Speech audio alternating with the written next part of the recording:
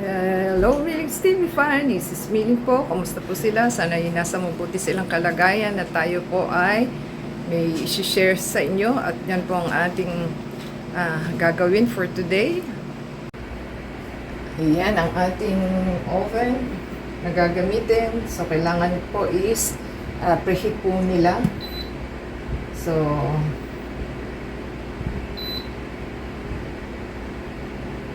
nakaset siya sa 15, bawasan po natin ng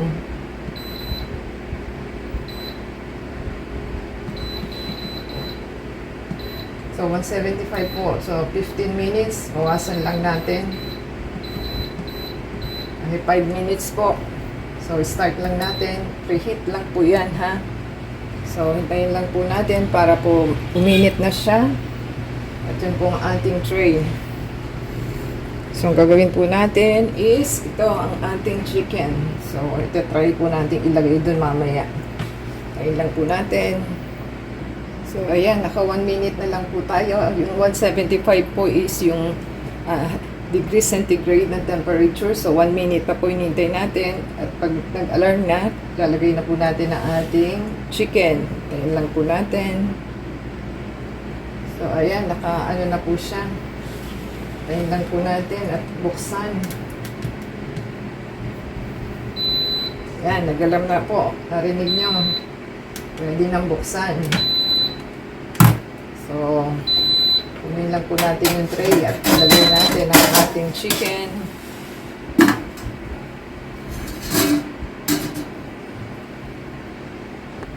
Yan, atin po ipasok ang ating chicken sa loob. Ito na po siya. Yan. Para po makita ninyo. Lagay po natin sa upper portion or dito na lang po sa sa baba. Masyado po kasi tawag na, nasusunog.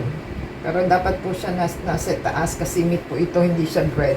So, hintayin lang po natin at ating power on. So, 175 lang po. Tapos 15 minutes. So, 175 degrees and 15 minutes po. At iti-turn natin siya. Yan. Ayun lang po natin at magluluto na po yan. Ayan, nakapag-alarm na po siya. Ating kung i-separate ang ating at baligtarin po natin.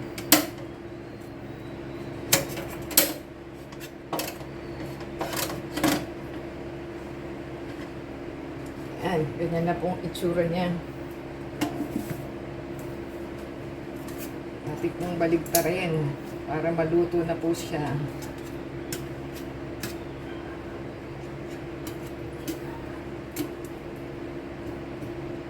So, ibalik po natin at naibaligtad na po. Yan, iset po natin ulit another 15 minutes.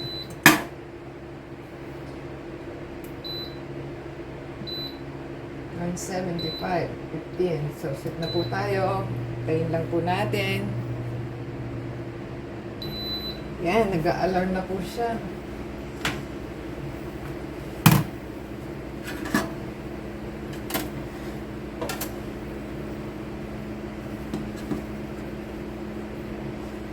Pwede na po ito. Yan na po siya. Ang sarap-sarap. Ating pong ilalagay ang isa naman pong ating fish. Hintayin po natin. Yan, mga Kamilings TV fan. Binalik po natin yung ating chicken. Another 15 minutes. So, 45 minutes na po siya. So, hintayin lang po natin. Ayan, mga Kamilings TV fan. Tapos na po ang ating pagluluto. At i-off na po natin. Unplug. Yan na po ang ating sarap na tilapia.